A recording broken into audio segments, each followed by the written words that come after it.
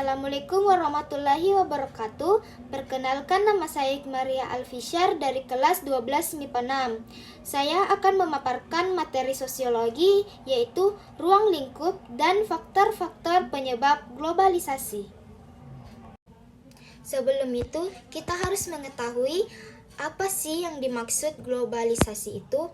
Globalisasi adalah kata yang diserap dari frasa global, yang artinya meliputi seluruh dunia atau secara keseluruhan. Menurut Kamus Besar Bahasa Indonesia, globalisasi adalah proses masuknya ruang lingkup. Globalisasi dapat mengubah banyak bidang kehidupan masyarakat karena ruang lingkup globalisasi meliputi hampir semua bidang kehidupan masyarakat. Berdasarkan ruang lingkupnya terdapat 5 macam globalisasi, yaitu yang pertama, globalisasi ekonomi. Globalisasi ekonomi dapat didefinisikan sebagai suatu kehidupan ekonomi yang bersifat global atau mendunia dan terbuka, tanpa mengenal batasan teritorial atau kewilayahan antara negara satu sama lain.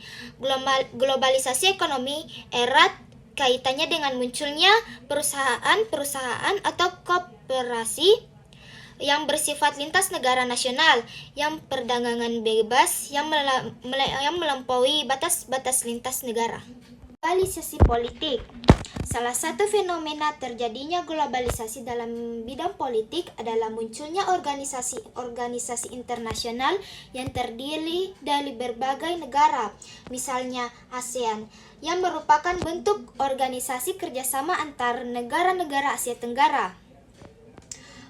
Masyarakat Ekonomi Eropa atau yang disingkat sebagai MII, yang dibentuk untuk menata politik perdagangan bersama di antara negara di kawasan Eropa Barat, organisasi buruh internasional, dan persatuan bangsa-bangsa dan sebagainya. Dan yang keempat yaitu globalisasi di bidang sosial dan budaya. Globalisasi ini tidak dapat dihindarkan terjadinya pertukaran unsur-unsur kebudayaan di antara kelompok atau masyarakat. Tetapi tidak hanya itu, globalisasi juga merupakan ancaman terhadap keberadaan kebudayaan lokal yang nasional karena adanya pengaruh dari kebudayaan global, sehingga terjadinya perubahan sosial dan kebudayaan dari kelompok-kelompok atau masyarakat agar dapat memenuhi tuntutan hidup masyarakat global. Sebagai contoh, kebiasaan mendengarkan musik barat. Dan yang terakhir yaitu globalisasi agama.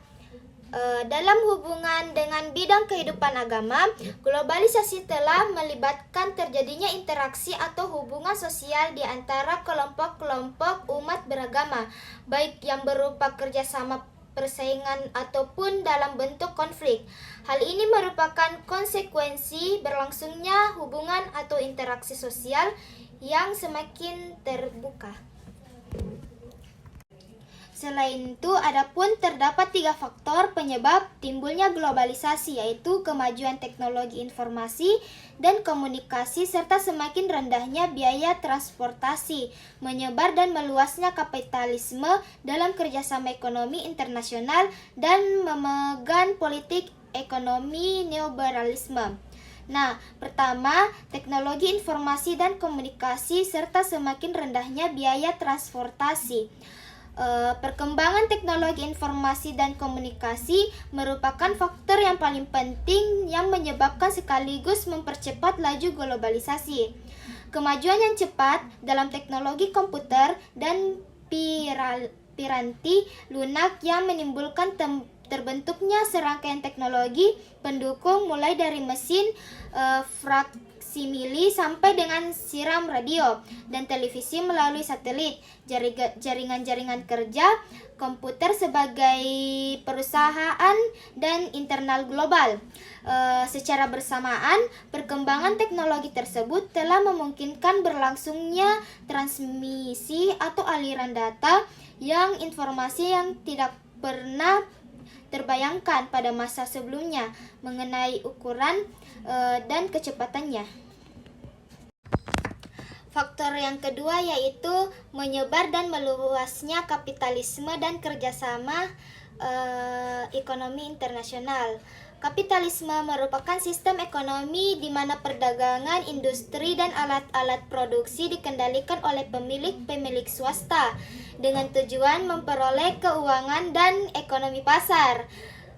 Pada tataran tertentu, globalisasi dapat dilihat sebagai perluasan kapitalisme global. Faktor yang ketiga, kemenangan politik ekonomi, neoliberalisme.